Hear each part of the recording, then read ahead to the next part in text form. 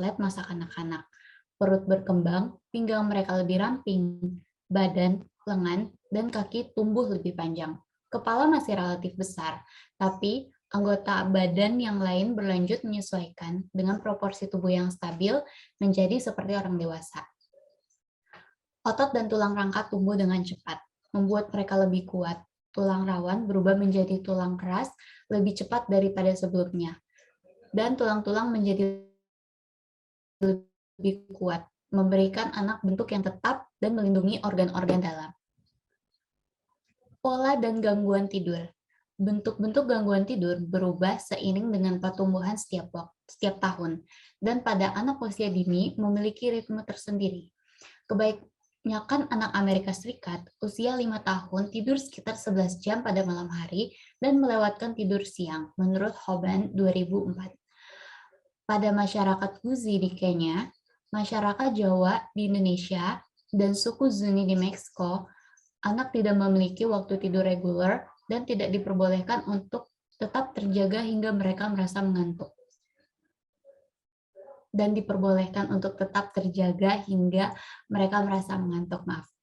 Pada masyarakat Hare di Kanada, anak usia 3 tahun tidak tidur siang, tapi mereka tidur setelah makan malam dan tidur sepanjang yang mereka inginkan hingga bangun keesokan paginya, menurut Broad 1995.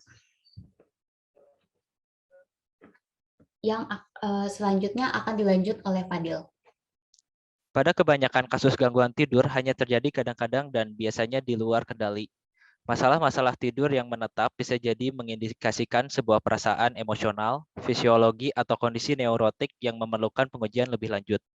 Seorang anak yang memiliki pengalaman teror tidur pada malam hari terlihat terbangun lebih cepat pada malam hari dan tidur nyenyak dalam kondisi cemas. Anak akan berteriak dan duduk di ranjang, bernafas dengan cepat, dan memandangi atau menjerit. Bahkan ketika dia belum benar-benar terbangun, dia akan turun dengan cepat ke bawah, dan keesokan harinya tidak ada yang diingatnya tentang kejadian di malam tersebut. Hal ini seringkali terjadi pada usia 3-13 tahun. Berjalan atau berbicara selama tidur merupakan hal yang biasa terjadi pada masa anak usia dini. Meskipun berjalan dalam tidur itu sendiri tidak berbahaya, tetapi bisa jadi akan menyakiti diri mereka sendiri. Tetap saja akan lebih baik jika tidak menginterupsi berjalan dalam tidur. Mimpi buruk juga merupakan hal yang umum terjadi. Mereka seringkali terjaga hingga tengah malam, makan makanan berat pada saat menjelang tidur, atau terlalu bersemangat, mungkin karena melihat film menakutkan atau mendengar cerita-cerita seram sebelum tidur, tapi mimpi buruk yang sering terjadi dan menetap mungkin sinyal dari stres yang terlalu banyak. Kebanyakan anak tetap kering siang dan malam di usia 3-5 tahun, tapi enuresis, ketidaksanggupan mengontrol kencing, mengompol pada malam hari pada anak yang lebih tua yang diharapkan cukup untuk bisa mengontrol kantung kemih yang baik. Anak dan orang tua perlu diyakinkan bahwa enuresis adalah hal yang biasa dan tidak serius. Next. Perkembangan otak. Perkembangan otak selama masa anak usia dini terjadi kurang drastis dibanding masa infansi, tapi ledakan pertumbuhan otak berlanjut hingga setidaknya usia 3 tahun. Ketika berat otaknya mencapai sekitar 90% dari berat otak orang dewasa, kepadatan atau ketebalan sinopsis pada puncak korteks prafrontal terjadi di usia 4 tahun. Jalur mielinasi untuk mendengarkan juga menjadi langka pada usia 6 tahun. Volume otak mencapai 90% dari otak volume puncak. Walaupun begitu, keluasan perbedaan individual eksis, dua anak yang sehat, fungsi-fungsi normal dengan usia yang sangat bisa memiliki perbedaan sebanyak 50% dalam volume otaknya. Next. Kemampuan motorik. Anak prasekolah membuat kemajuan yang sangat besar dalam keterampilan motorik kasar, seperti misalnya lari dan lompat yang melibatkan otot-otot besar, karena tulang-tulang dan otot-otot mereka lebih kuat dan kapasitas paru-paru yang lebih besar. Mereka bisa berlari, melompat, dan memanjat lebih jauh dan lebih cepat. Keterampilan motorik halus seperti misalnya mengancingkan baju dan menggambar, termasuk koordinasi mata, tangan, dan otot-otot kecil untuk mendapatkan keterampilan tersebut, bahkan anak kecil bertanggung jawab untuk merawat diri mereka sendiri. Saat mereka mengembangkan keterampilan motorik, anak prasekolah secara kesinambungan menggabungkan kemampuan yang sudah mereka punya dengan apa yang mereka peroleh untuk menghasilkan kecakapan yang lebih kompleks, seperti misalnya kombinasi keterampilan mereka yang dikenal sebagai sistem tindakan. Selanjutnya akan dibacakan oleh Nabila. Saya persilahkan. Maaf sebelumnya Fadil tadi baca sampai mana? Yang handedness.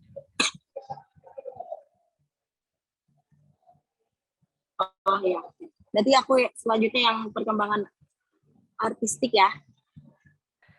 Yep. Sebelumnya maaf ya teman-teman kalau misalnya suaranya kurang jelas, soalnya ini aku lagi di luar, lagi ada acara keluarga. Tapi kedengar kan suaranya? Terdengar dengan jelas. Oke.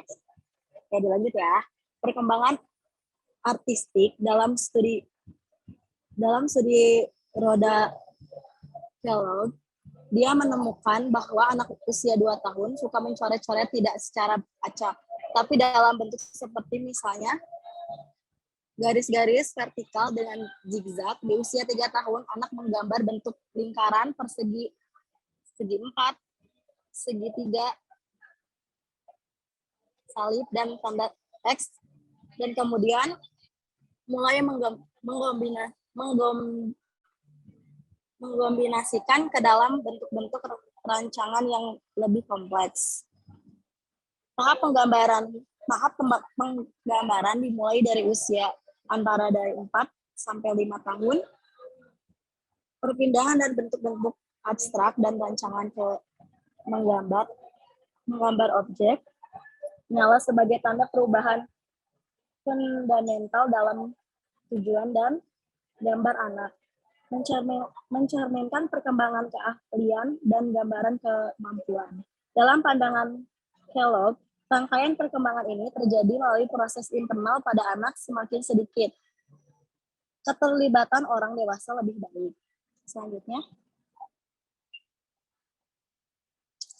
ada kesehatan dan keselamatan. Di seluruh dunia, diperkirakan 22 juta anak di bawah 5 tahun mengalami obesitas karena makanan-makanan siap saji tersebar di seluruh dunia.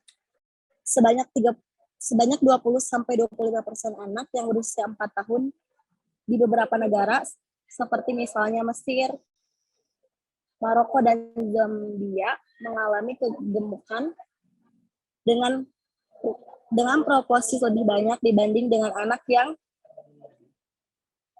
malnutrisi. Kecenderungan obesitas bisa diketahui secara turun-temurun, tapi faktor-faktor yang memicu hal tersebut berasal dari lingkungan, kelebihan berat badan, mengacu pada masuknya kalori dengan jumlah tinggi, dan kurangnya olahraga. Sesuai pertumbuhannya, anak prasekolah membutuhkan beberapa kolon yang sesuai dengan berat badan mereka daripada sebelumnya. Kunci menjaga obesitas bisa jadi memastikan anak prasekolah yang lebih tua diberikan makanan sesuai porsinya dan tidak memaksa mereka untuk menghabiskan makanan di piring hingga bersih. Yang pertama ada kekurangan gizi. Kurang gizi merupakan penyebab kematian utama lebih dari separuh dari seluruh kematian anak di bawah usia 5 tahun. Anak dengan kondisi kekurangan gizi biasanya hidup dalam keadaan kekurangan yang ekstrim. Dampak khusus dari gizi buruk akan sulit ditentukan. Bagaimanapun secara signifikan, beragam kekurangan ini secara negatif berdampak tidak hanya pada pertumbuhan dan kesehatan fisik, tetapi juga kognitif dan perkembangan psikososial. Alergi makanan. Alergi makanan adalah sistem respon imun yang tidak normal pada makanan tertentu. Reaksinya bisa dimulai dari rasa kesemutan, gatal dalam mulut, hingga yang lebih serius. Reaksinya bisa mengancam nyawa seperti kekurangan nafas dan bahkan kematian. 90% dari penderita alergi makanan dapat ditandai dari 7 jenis makanan: susu, telur, kacang tanah, kacang polong, ikan, kedelai, dan gandum. Selanjutnya ada kematian dan luka mendadak. Lebih dari 10 penyebab kematian pada anak di bawah 5 tahun terjadi pada keluarga kurang mampu menuduki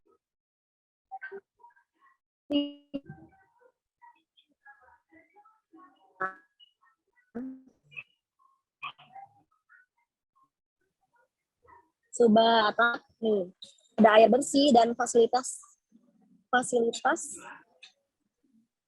sanitasi yang kurang memadai. Di Amerika Serikat, kematian yang terjadi masa anak jauh lebih sedikit dibandingkan kematian pada masa dewasa, dan kecelakaan adalah penyebab utama kematian setelah masa infansi. Kemudian sepanjang masa anak dan remaja, kebanyakan kematian karena luka-luka pada anak.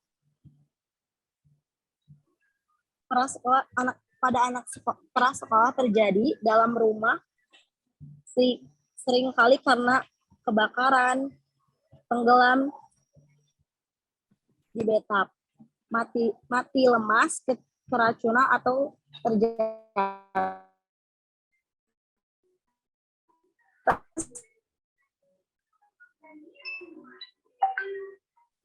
Mungkin ada kendala koneksi ya dari Saudari Nabila. Saya lanjutkan saja.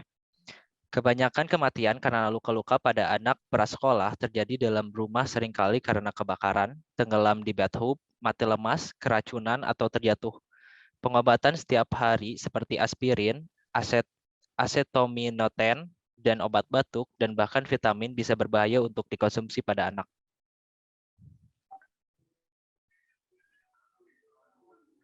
Coba next.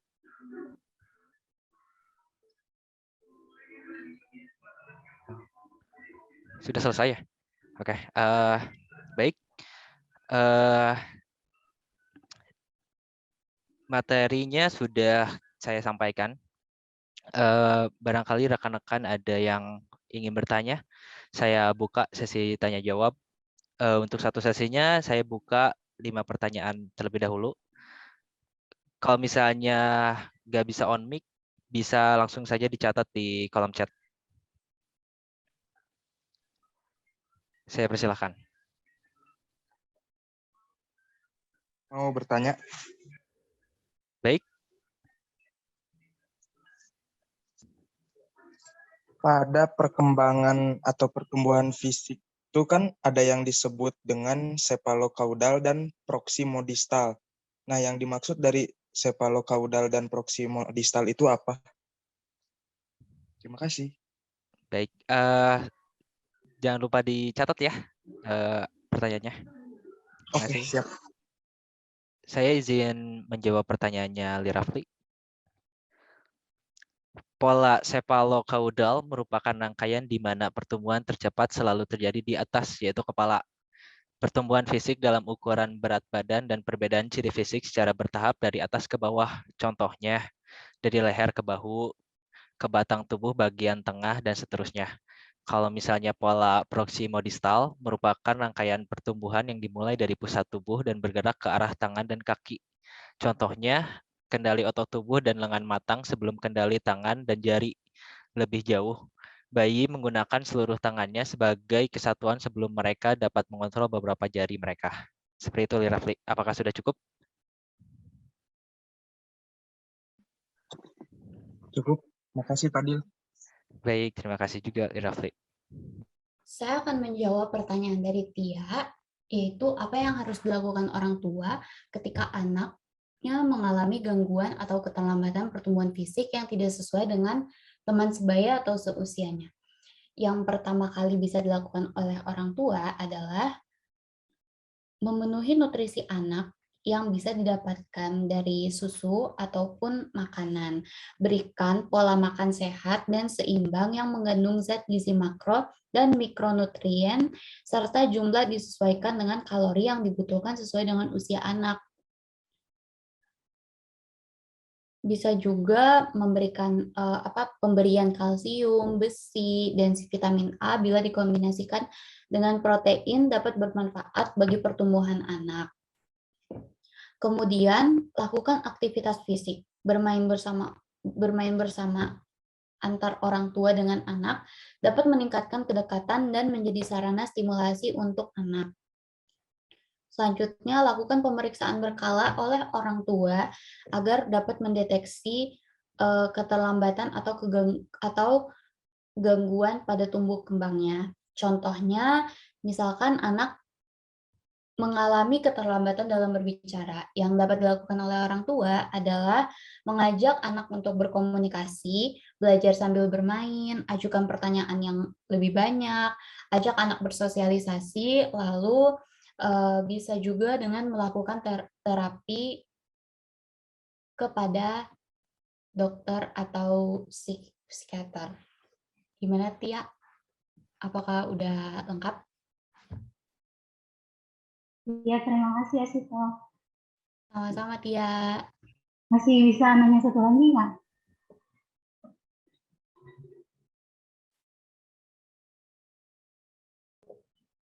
Gimana, Tia? Ya, masih bisa nanya satu lagi nggak? Oh, bisa tulis aja nanti di chat. Oke. Oke, siap, terima kasih. Izin bertanya. Boleh, Saina. Kan tadi itu ngebahas tentang pola dan gangguan tidur. Nah, kayak misalnya di Kanada dan Amerika Serikat bahkan Indonesia itu memiliki pola tidur yang berbeda. Nah, kenapa sih adanya perbedaan itu? Apa maksudnya manfaat dari perbedaan itu apa gitu dari setiap negaranya? Yang ada di situ aja ya. Oke, kalau Ngerti gitu. nggak?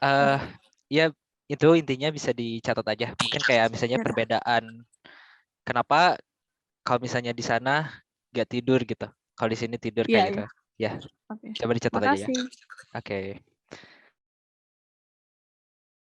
Izin menjawab pertanyaannya Indri ya. Ada beberapa penyebab keterlambatan perkembangan motorik kasar pada anak. Pertama adalah faktor prenatal, bayi lahir prematur. Kedua, faktor postnatal atau problem makan sehingga kebutuhan nutrisi tidak terpenuhi secara optimal. Terakhir yakni faktor dalam keluarga atau perkembangan terlambat dan kurangnya stimulasi pada si kecil. Untuk mengetahui penyebab pasti keterlambatan motorik kasar, sebagai langkah awal dianjurkan agar para orang tua melakukan screening atau pemeriksaan singkat untuk mengetahui adanya penyimpangan dari perkembangan normal. Diharapkan gangguan perkembangan pada anak dapat terdeteksi secara dini dan selanjutnya dilakukan pemeriksaan perkembangan yang lebih teliti.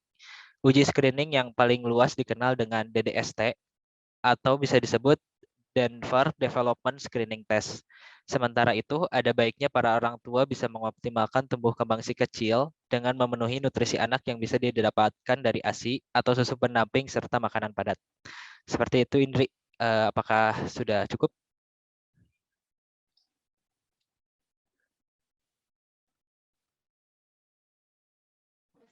Baik, terima kasih, Kak. Sama-sama, Indri. Izin menjawab kembali pertanyaan Tia, apakah kelebihan gizi dapat menyebabkan kelainan bahkan sampai ke kematian juga? Kelebihan gizi itu biasanya kebanyakan yang dihadapi yaitu kelebihan berat badan dan obesitas. Overnutrisi itu berisiko menyebabkan penyakit degeneratif seperti diabetes mellitus, stroke, dan kanker yang tentu saja obesitas, diabetes mellitus, stroke, dan kanker itu dapat menyebabkan kematian. Gimana, Tia?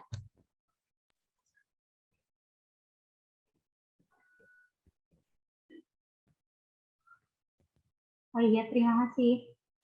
Terima kasih kembali juga, Tia. izin menjawab pertanyaannya Diva ya. Sleepwalking adalah gangguan tidur ya. Itu cukup umum terjadi. Biasanya tuh nyerang anak usia 4-8 tahun. Untuk penyebabnya kenapa bisa sampai sleepwalking ya? Biasanya kurang tidur bisa jadi salah satu penyebab tuh anak mengalami sleepwalking. Terus kebiasaan tidur tidak teratur, stres, atau anak mengalami kecemasan. Terus kayak faktor genetik juga bisa memicu adanya sleepwalking pada anak. Seperti itu, Bang Diva. Apakah sudah cukup? Oke, sudah cukup Bang Fadil. Terima kasih. Oke, sama-sama Bang Diva. Apakah tidak ada lagi yang mau bertanya? Ini sisa satu pertanyaan lagi ya dari Husaina. Yang lain, apakah ada pertanyaan lagi?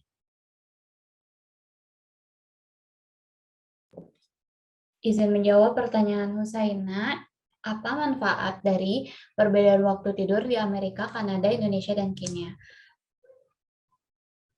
Manfaat perbedaan waktu tidur itu sebenarnya berdasarkan dari budaya dan jam beraktivitas masing-masing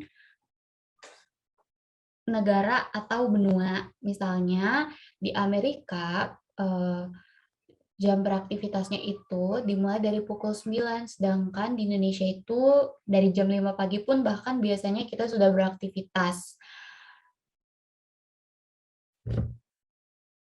Lalu, mohon maaf, tadi ada kesalahan teknis. Jadi, manfaat dari perbedaan waktu tidur di Amerika, Kanada, Indonesia, dan Kenya adalah yang pertama adalah kita dapat lihat dari budayanya, di mana budaya Amerika, Kanada, Indonesia, dan Kenya itu sudah sangat berbeda. Lalu pada jam beraktivitasnya pun berbeda. Di Amerika, Kanada, dan Kenya itu biasanya aktivitas dimulai pada pukul 9. Lalu sedangkan di Indonesia itu beraktivitas bahkan bisa dimulai dari pukul 5 pagi kita sudah beraktivitas. Perbedaan jam tidurnya juga sangat berpengaruh. Di Amerika, Kanada, dan Kenya biasanya mereka tidur hanya 6 jam, sedangkan di Indonesia itu tidur 8 jam pada malam hari. Gitu, Saina. Makasih. Terima kasih kembali, Saina.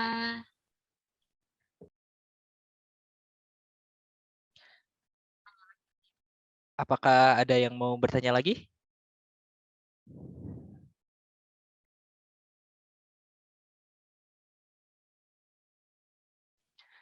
Baik, kalau misalnya tidak ada yang mau bertanya lagi, kira-kira presentasinya dicukupkan sekian saja. Mohon maaf bila ada banyak kekurangan dan kesalahan dari kita. Terima kasih untuk rekan-rekan yang sudah menyimak dan bertanya. Saya tutup. Wassalamualaikum warahmatullahi wabarakatuh. Waalaikumsalam warahmatullahi wabarakatuh. Waalaikumsalam warahmatullahi wabarakatuh.